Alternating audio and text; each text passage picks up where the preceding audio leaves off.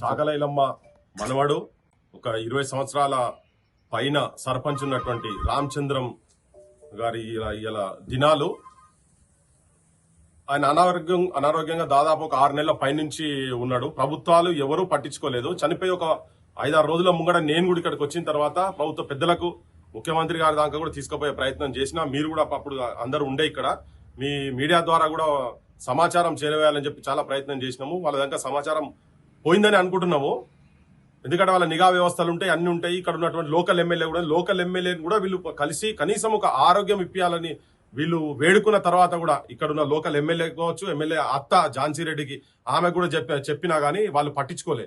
ఇప్పుడు ఈ నిమిషం చూసేందంటే సచినోళ్లే సంతాప సభలు పెట్టినట్టున్నది. ఇప్పుడు సంపినోళ్లే సంతాప సభ పెట్టినట్టున్నది. ఇప్పుడు సంతాప సభ ఆడ పెట్టిండ్రు. ఆయన కనుక కరెక్ట్ వైద్యం కనుక ఇచ్చి ఉండేది ఉంటే ఇంకొక 10-15 ఏళ్ళు బతుకుతుండే రామచంద్రన్ గారు బతుకుండే. ఇది ఒక్కటి దగ్గర కాదు, తెలంగాణ మొత్తం అట్లే ఉన్నది. ఈ రాజకీయ వ్యవస్థ కూడా మొత్తం సర్వనాశనం అయిపోయింది. బతుకున్నప్పుడు బుక్కెడు నీళ్లు గొంతులో పోసిన పాపాన పోతలేరు, కానీ సచినంకి వచ్చేట పడిచీరలు కప్పిరట శవం మీద.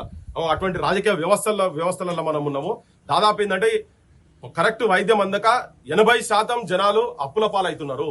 ఇటు తెలంగాణ ఆత్మగౌరవానికి ప్రతీక అయినటువంటి చాకలైలమ్మ మనవని పరిస్థితి ఇట్లున్న తర్వాత తెలంగాణలో సామాన్యమైన ప్రజల పరిస్థితి ఎంత అధ్వానంగా, దయనీయంగా, దారుణంగా ఉన్నది అనేది చాలా క్లియర్ కట్ గా అద్దం పట్టినట్టు చెప్పొచ్చు. పాలకులకు కూడా ఎట్లయిపోయిందంటే ఇలా ముఖ్యమంత్రి కావచ్చు, మంత్రులకు కావచ్చు, ఎవరికి పట్టింపు లేదు. నేను ఇంకోటి ఏంటంటే ఆపోజిషన్ పార్టీల గురించి కూడా నేను చెప్పదలుచుకుని ఏంటంటే వాళ్ళన్న కరెక్ట్ ఉన్నా కానీ వేరే తిరుగుంటుండే. మేము మొత్తుకుని నేనైతే అనుకోలేదు అసలు ఆయన ఇట్లా చేతులు పట్టుకొని ఇట్లా నాకు వైద్యం చెప్పండి నాయన గంతనే సార్లు నాకు అని చెప్పని ఇట్లా వేడుకున్నప్పుడు నేను ఇదే విషయాన్ని అక్కడ చెప్పిన వేరే ఛానళ్లలో కూడా వచ్చేటట్టు కూడా మాట్లాడినాం, చెప్పినాం. కానీ ఏంటంటే దున్నపోతు మీద వాన పడితేనే అప్పుడప్పుడైనా తోగుపుతుంది కావచ్చు, కానీ అంతకన్నా దయనీయమైన దరిద్రమైన పరిస్థితిలో ఈ ప్రభుత్వాలు ఉన్నాయి. కేవలం వాళ్ళకు పొద్దుగా లేస్తే ఎట్లా పైసలు సంపాదించుకోలేదు, శవాల మీద రాజకీయాలు చేసుడు, శవాల మీద పేలాలు ఏరుకుడు, పైసలు ఏరుకుడు తప్ప ఇప్పుడు ఇది కూడా అసొంటి పనే. ఇవాళ దిగొచ్చి వాళ్ళు సంతాప సభలు పెట్టుకుంటూ పోయి ఇక్కడ ఫంక్షన్ హాల్లో పెద్ద ఎత్తున పెడుతున్నారు. కానీ ఇలా ప్రతి ఒక్కరికి తెలంగాణ ఉద్యమకారులు కావచ్చు, కుటుంబాలు కావచ్చు, అందరికి కూడా ఒక మాయని మచ్చలెక్క, ఒక బర్ర లెక్క పర్మనెంట్ గా నిలిచిపోయేటట్టుగా మాత్రం ఈ ప్రభుత్వాలు, ముఖ్యంగా ఇప్పుడు రేవంత్ రెడ్డికి సోయి ఉండాలని ఆయన నీకు మొన్న నువ్వు ఉమెన్స్ డే రోజు కూడా చాకలైలమ్మ బొమ్మ ఇంత పెద్ద బొమ్మ గొప్పలు చెప్పినావు. ఆ ఇంట్లో ఒక విమెన్స్ కమిషన్ మెంబర్ ఇస్తా అని చెప్పినావు, అది ఇయ్యలేదు. కనీసం ఆ రోజున నీకు గుర్తుకు రావాలి కదా ఈ కుటుంబం ఉన్నదని చెప్పని పరామర్శించిన పాపనవలే. పరామర్శలు వద్దే వద్దు. అసలు మీరు తెలంగాణలో ఉచిత వైద్యం, ఉచిత విద్య తప్ప ఈ తెలంగాణకు పరిష్కారం లేదు. నీతివంతమైన రాజకీయం తప్ప నేను ఈ ఇంటికాడ ఉండి చెప్తున్నా, నేను ప్రజలకు కూడా చెప్పదలుచుకున్నది ఏంటంటే దండం పెట్టి చెప్పదలుచుకున్నది, మీరు ఓట్లు అమ్ముకోకండి దయచేసి.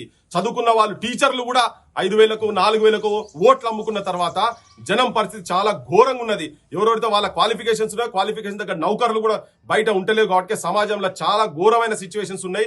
రాజకీయ వ్యవస్థ మారకుంటే ఇటువంటి కుటుంబాలకు, తెలంగాణ ప్రజలకు, అమరుల కుటుంబాలకు అవమానాలు జరుగుతూనే ఉంటాయి. కనుక దీని ఏదో శాశ్వత పరిష్కారం అట్లీస్ట్ ఇప్పటి నుంచి అయినా కానీ ఆలోచించాల్సిన అవసరం ఉన్నది. జల్జోడు మళ్ళా సంతోషంగా వచ్చేసేసిరు.